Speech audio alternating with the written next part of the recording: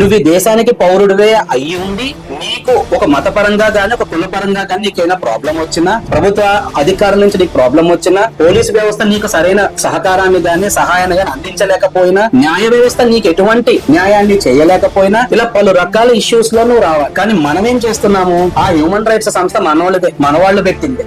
ఇలాగ ఎవరికి నచ్చినట్లు వాళ్ళు హ్యూమన్ రైట్స్ సంస్థలు పెట్టుకుంటూ పోతూ ఉన్నారు. కానీ నేను అడిగే ప్రశ్న ఒకటే, ఒక సమస్యని ఒక సమాధానం కోసం ఒక ప్రదేశానికో ఒక ఆర్గనైజేషన్ కో ఒక అధికారి దగ్గరకు తీసుకెళ్లడం వరకు ఒకరి బాధ్యత. కానీ ఆ బాధ్యతను స్వీకరించి వాళ్ళు దానికి సమాధానాన్ని ఎంత వరకు అందిస్తున్నారు అనేది ఇంపార్టెంట్. సో ఈ విధంగానే హ్యూమన్ రైట్స్ లో ఎన్నో సంస్థలు పుట్టుకొచ్చాయి. చాలా మంది అయితే హ్యూమన్ రైట్స్ లో మెంబర్స్ గా జాయిన్ అయిపోవడానికే చూస్తున్నారు తప్ప అసలు what is human rights, what are the activities of the human rights activist, what should we do in the human rights, ఇటువంటి పాయింట్స్ ని ఎవరు క్యాచ్ చేయలేదు.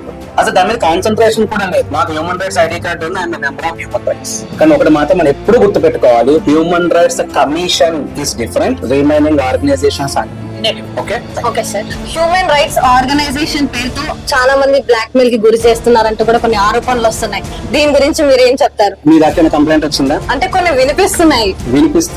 వినివాడు ఉంటే చేసే వాళ్ళు కూడా చాలా మంది ఉంటారు. వినిపిస్తున్నాయి, అఫ్ కోర్స్ కరెక్టే. ఇప్పుడు నీకు కావాలి అనేది నీలో ఒక మనస్తత్వం, అది నా దగ్గర ఉంది నేను ఇస్తాను అని చెప్పి అవతల వ్యక్తి చెప్తున్నాడు, అది హ్యూమన్ రైట్స్ అనే అవ్వక్కర్లేదు. ఆఖరికి సినిమా టికెట్ కూడా బ్లాక్ లో దొరికేస్తున్నాయి. కారణం, నువ్వు నిజాయితీగా లైన్ లో నిలబడి టికెట్ కొనుక్కునే హాల్లో కూర్చొని చూసే టైం మీకు లేదు. మీరేం చేస్తున్నారు, బ్లాక్ లోనే టికెట్లు కొనుక్కుంటున్నారు, ఓటీటీలోనే మీరు చూసేస్తున్నారు. మీకు బ్లాక్ లోనే అన్ని అమ్ముడుపోతూ ఉన్నాయి. మీరు కొనుక్కోవడానికి సిద్ధంగా ఉన్నాడు, వాడు అమ్మడానికి సిద్ధంగా ఉన్నాడు. ఈ రకంగా ఇటువంటి బ్లాక్ మెయిల్స్ మీరు ఎందుకు వింటున్నారు అంటే, first of all you are encouraging those fake human rights activist. ఈ రోజుల్లో ఫేక్ అడ్వకేట్స్ లేరా? ఉన్నారు. లాస్ట్ ఏప్రిల్ మంత్ లోనే 13 మెంబర్స్ ని Andhra Pradesh bar council fake advocates list నుంచి తొలగించింది. అలానే మన తెలంగాణ గవర్నమెంట్ కూడా ఫేక్ అడ్వకేట్స్ యొక్క జాబితాన్ని తయారు చేయాలని చెప్పి కొన్ని క్లాజెస్ రిలీజ్ చేసింది. వాళ్ళు కూడా మళ్ళీ వెరిఫికేషన్ చేస్తూ ఉన్నారు. ఈ రకంగా ఫేక్ అడ్వకేట్స్ ఎవరైనా ఉంటే వారిని బార్ అసోసియేషన్ నుంచి తొలగిస్తారు. అదే విధంగా ఎవరైనా సరే ఫేక్ హ్యూమన్ రైట్స్ యాక్టివిస్టులు, నేను హ్యూమన్ రైట్స్ యాక్టివిస్టులు అని చెప్పి